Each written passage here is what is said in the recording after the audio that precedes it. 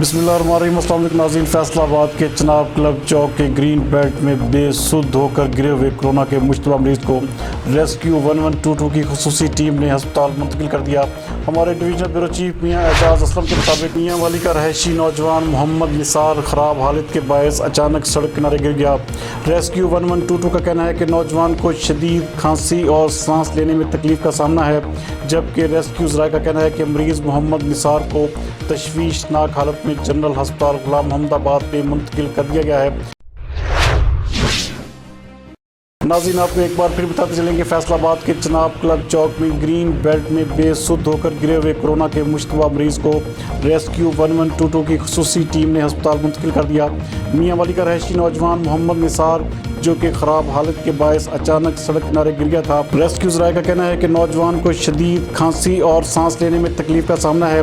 मरीज़ मोहम्मद निसार को तशवीशनाक हालत में जनरल हस्पताल गुलाम मोहम्मद आबाद में मुंतकिल कर दिया गया।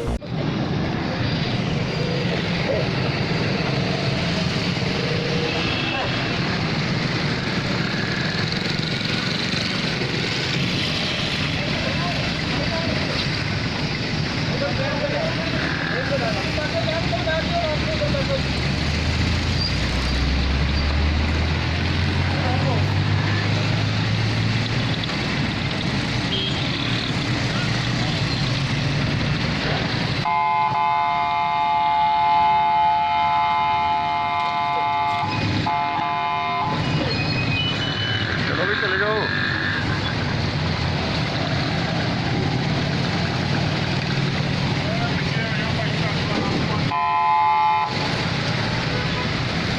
बैठ जाओ यार।